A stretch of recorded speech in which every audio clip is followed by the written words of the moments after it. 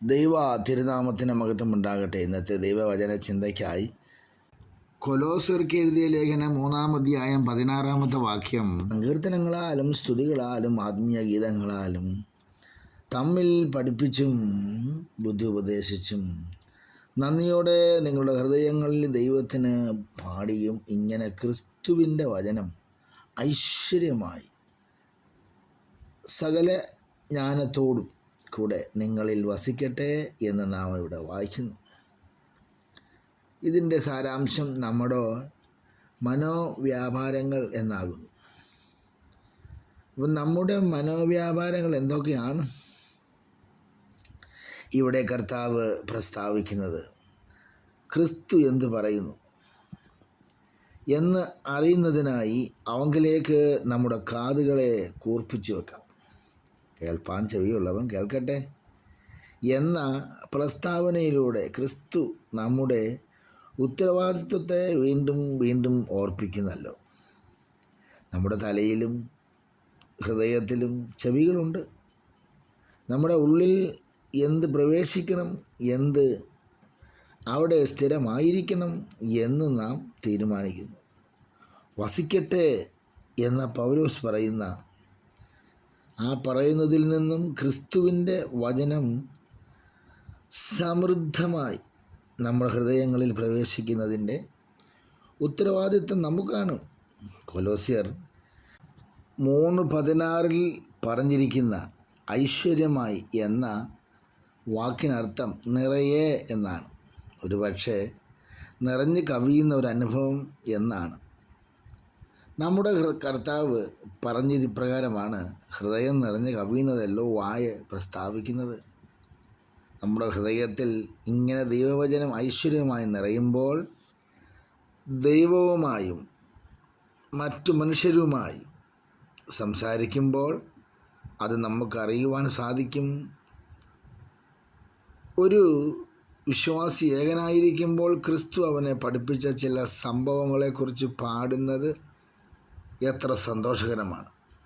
നമ്മുടെ ഹൃദയങ്ങളിൽ ആഴത്തിൽ വേരൂന്നുന്ന രീതിയിലാണ് സഭകളിൽ പാട്ടുകൾ രൂപപ്പെടുത്തിയിരിക്കുന്നത്.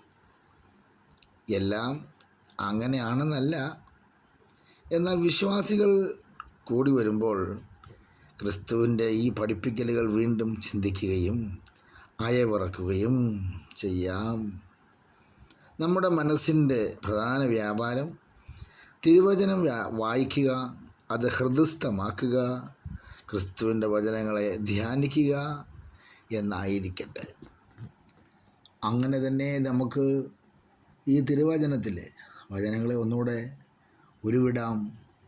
സങ്കീർത്തനങ്ങളാലും സ്തുതികളാലും ആത്മീയ ഗീതങ്ങളാലും തമ്മിൽ പഠിപ്പിക്കും ബുദ്ധി ഉപദേശിച്ചും നന്ദിയോടെ നിങ്ങളുടെ ഹൃദയങ്ങളിൽ ദൈവത്തിന് പാടിയും ഇങ്ങനെ ക്രിസ്തുവിൻ്റെ വചനം ഐശ്വര്യമായി സകല ജ്ഞാനത്തോടും കൂടെ നിങ്ങളിൽ വസിക്കട്ടെ.